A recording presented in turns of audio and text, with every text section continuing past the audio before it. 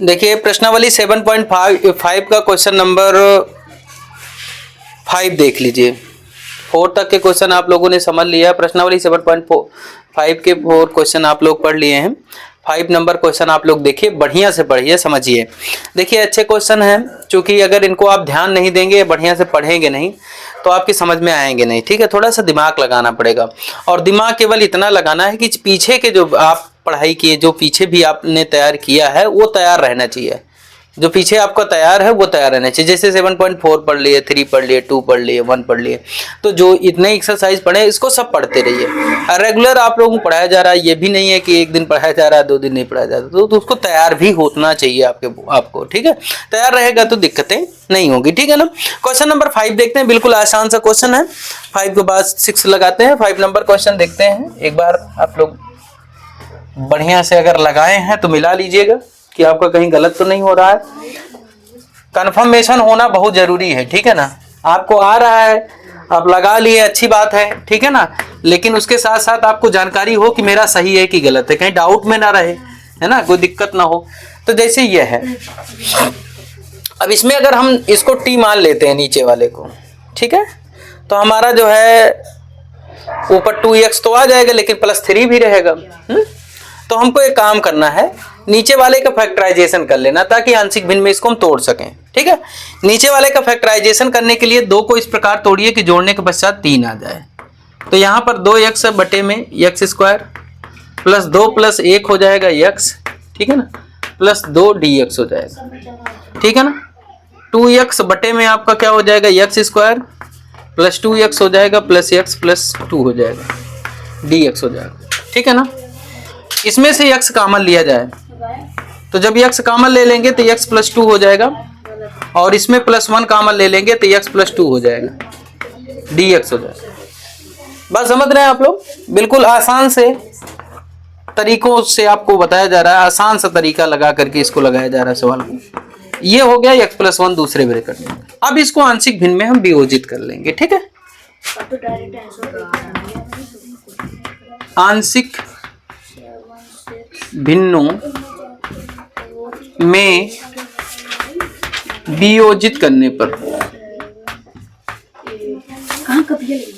वियोजित करने पर, वियोजित करिए भाई, बात ना करो, बोल के ना लगाओ।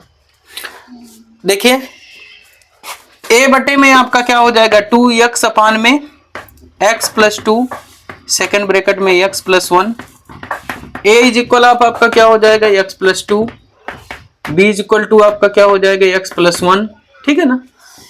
इसमें देखिए 2x बटे में आपका क्या है, x plus 2, x plus 1 is equal आप ax हो जाएगा प्लस a, bx हो जाएगा प्लस 2b, बटे में आपका क्या हो जाएगा, x प्लस 2 दूसरे ब्रैकेट में x प्लस 1, इससे कैंसिल हो जाए।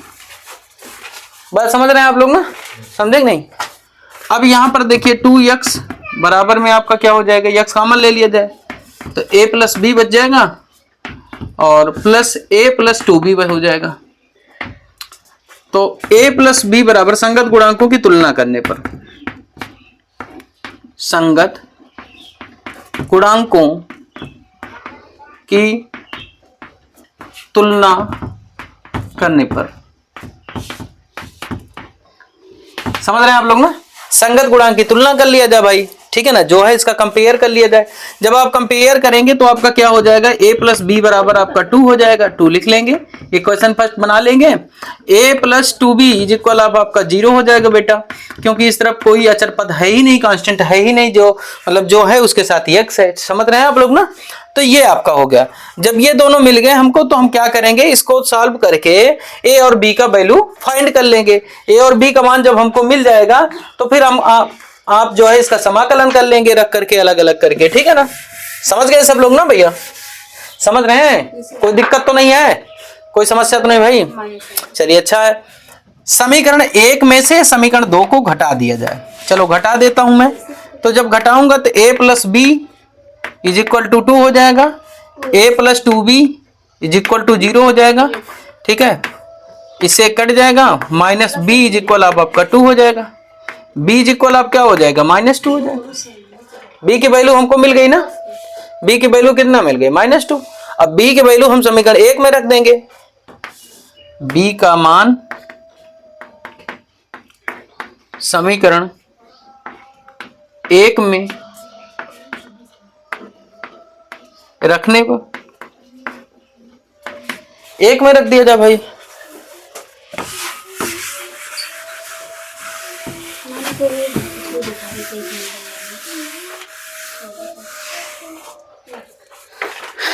जब 1 में रखेंगे तो यहां पर b बराबर आपका क्या हो जाएगा, a -2 इज इक्वल आप 2 हो जाएगा, a इज इक्वल आप आपका क्या हो जाएगा 2 + 2 हो जाएगा, मतलब कितना हो जाएगा 4।